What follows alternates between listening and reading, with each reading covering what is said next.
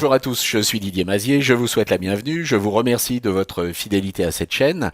Je vous remercie également si vous êtes abonné, pensez à activer les notifications et puis surtout à partager au maximum ces vidéos pour qu'on soit le plus grand nombre possible à en profiter. Je vous rappelle qu'elles sont gratuites et que vous pouvez très facilement les insérer dans votre site web. D'ailleurs, de nombreux abonnés ne s'en privent pas. Cette semaine, on m'a soumis cette photo en me demandant comment c'était fait. Alors, il s'agit d'un tuto qui est fait par un confrère qui les vend sur Internet son tuto dure 3 heures. Alors, je vous rassure, on va essayer de faire la même chose sans que ça dure 3 heures. Ça ne sera pas forcément exactement la même chose. Ce sont des manipulations qui vont être assez longues. Pensez que dans la description, il y a un index qui vous permet d'arriver directement aux endroits qui peuvent vous intéresser si y a d'autres parties que vous connaissez parfaitement bien. Voilà, alors on va se mettre au travail dès à présent. À partir de l'image de base que vous pouvez trouver sur Unsplash, nous allons convertir l'arrière-plan en objet dynamique. Nous avons maintenant besoin de plusieurs objets dynamiques. Nous n'allons pas dupliquer ce calque, mais faire des nouveaux objets dynamiques par copier.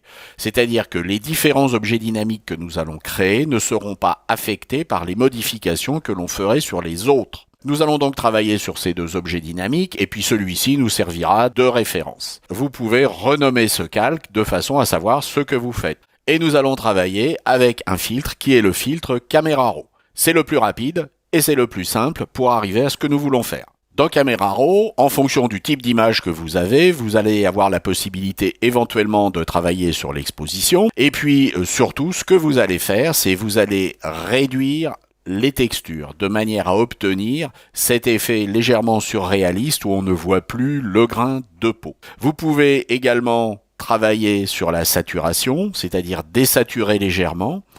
Dans la mesure où vous faites une désaturation générale, vous pourriez augmenter un petit peu la vibrance pour remettre de la couleur dans la peau, sachant que ceci n'interviendra pas sur les tons foncés.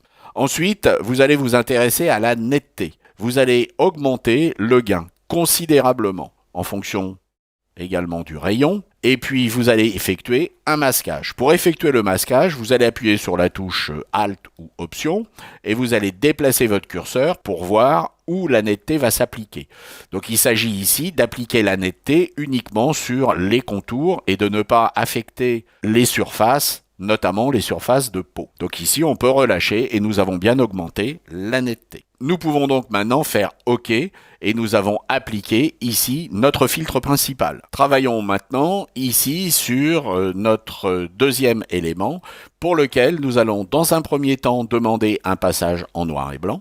Nous allons donc aller dans Réglages noir et blanc et nous allons ici éliminer tout ce qui concerne la peau. Nous allons éclaircir considérablement tout ce qui est rouge et nous allons augmenter la densité pour les verts, les cyans et les bleus. Une fois que c'est fait, nous allons pouvoir appliquer un autre filtre à cet objet dynamique et qui est le filtre passe-haut. Et vous voyez qu'avec ce filtre passe-haut, vous allez pouvoir obtenir des effets particuliers sur votre personnage et ces effets vont varier en fonction du rayon sur lequel vous allez appliquer le filtre. L'intérêt des objets dynamiques est que vous pourrez revenir à tout moment pour changer ces réglages s'ils ne vous conviennent pas. Et nous allons passer cet objet dynamique avec un mode de fusion qui va être l'incrustation. Et vous voyez que nous avons maintenant obtenu notre effet. Il manque maintenant à placer un reflet bleuté sur le côté du personnage. Eh bien, nous allons tout simplement ajouter ici un dégradé. Alors, il va falloir choisir une couleur. Ici, il s'agit d'un bleu. Et cette couleur bleue va aller vers la transparence. Si vous avez envie d'être rigoureux, vous pouvez placer exactement les deux mêmes couleurs. Voilà, nous avons donc ici une couleur qui va être en dégradé. Et puis, nous allons aligner notre dégradé de façon à ce qu'ils viennent dans le sens qui nous intéresse. Nous allons donc maintenant faire OK. Et ce dégradé, nous n'allons pas l'appliquer en mode normal, mais nous allons plaquer ici une lumière qui va être une lumière vive. Et puis maintenant, nous allons tout simplement, sur ce masque, peindre de manière à masquer le dégradé. Avec le pinceau tout simplement, et puis ici, le noir, nous allons pouvoir masquer là où nous ne voulons pas avoir ce reflet. Nous avons maintenant tout simplement amené cette nuance de dégradé sur la main et ici sur notre personnage. Et puis nous voudrions que cette image ait un caractère un petit peu caricatural. Nous allons donc travailler avec un filtre qui est intéressant, qui est le filtre de fluidité. Mais au préalable, nous allons donc rassembler tous ces éléments, le fond en dégradé, le calque où nous avions effectué le filtre de Passeau, et puis notre filtre de base, et nous allons créer un groupe d'après ces calques. Maintenant, ce groupe, nous allons le transformer lui-même en objet dynamique, et je vais maintenant pouvoir appliquer le filtre de fluidité. Alors, qu'est-ce que je vais faire avec le filtre de fluidité ? Ça va dépendre, vous allez faire ce que vous voulez. Je peux tout simplement travailler sur la taille des yeux, augmenter la taille des yeux. Alors, faites attention que lorsque vous en augmentez un, il faudra augmenter l'autre. Et puis, je vais peut-être augmenter aussi un peu la hauteur des yeux.